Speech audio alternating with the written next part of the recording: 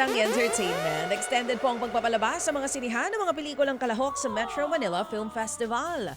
Pwede pang mapanood ang Metro Manila Film Festival entries hanggang January 14. Dahil kulang pa raw ang kita ng MMFF sa target nitong lampasan na 800 million pesos na kinita noong nakaraang taon. Hindi naman ipinagkikibit-balikat ng MMFF Execom ang mga issue at hinaing ng producers, directors at maging ng mga moviegoers. Ang presyo kasi ng ticket para makapanood ng pelikula, aba, halos 500 piso na. Yun na nga po.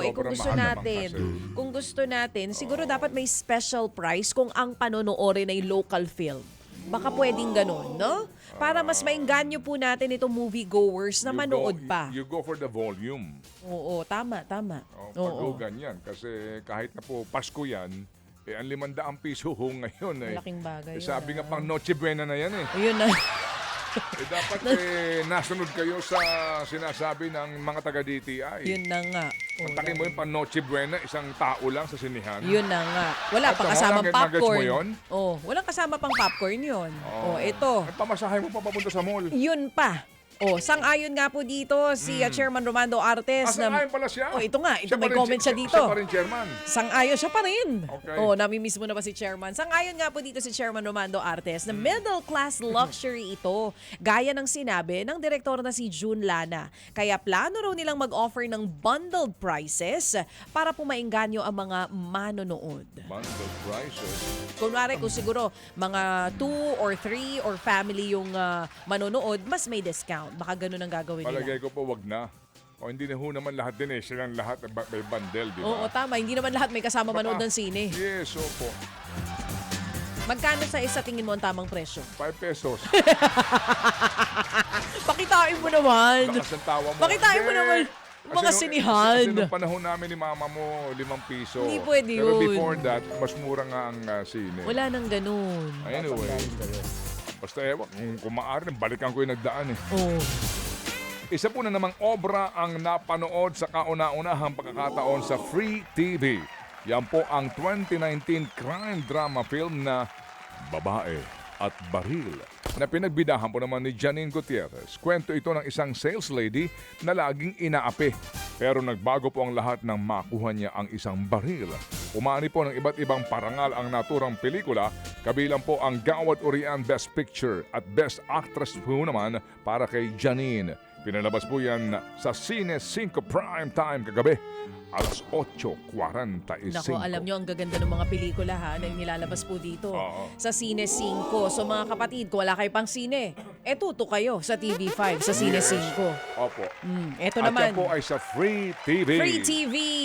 Kaya Alright. kung may TV5 kayo sa bahay, sulit o signal, pwede na kayo makanood niya. No? Ito, The Pressure is Real dahil ito nga pong sina Elijah Canlas at Romnick Sarmiento ay bibida sa stage play ng award-winning movie na About Us but Not About Us. Kwento ni Elijah, mas intense ang theater version nito. Sabi naman ni Romnick, mas ramdam daw ang emosyon sa entablado. Gaganap si Romnick bilang si Erickson na literature professor at si Elijah bilang estudyanteng si Lance. Iikot po ito sa mga sikreto at kasinungalingan sa kanilang samahan. Pero ngayon, eksena na ang binanggit lang sa pelikula na si Marcos. Gagampanan naman yan ni Epi Quizon. Abangan po ngayong 2026 ang stage play ng About Us but Not About Us sa Power Mac Black Box Theater. Ito po naman, public service po ito. Nanawagan po yung actress na si Sue Ramirez para po sa maaari mag-donate ng dugo sa kanyang ina. Sa Instagram, sinabi po ni Sue na sasailalim daw po sa open heart surgery ang kanyang mommy Cheat. Kaya daw kailangan daw nila ng dugo. Ito raw po pwede ang blood type B positive, B negative o O positive o O negative.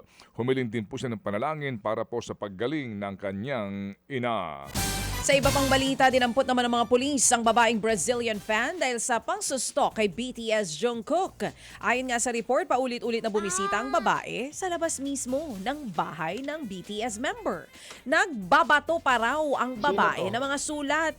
Nagdulot na raw ito ng gulo kaya inaresto ang babae. Maraming beses na rin may nahuhuling stalker sa bahay ni Jungkook. Una nang nagbanta ang BTS member na ikukulong po sa loob ng kanyang property ang sino man na magtatangka at at ipahuhuli sa pulis. Dapat lang.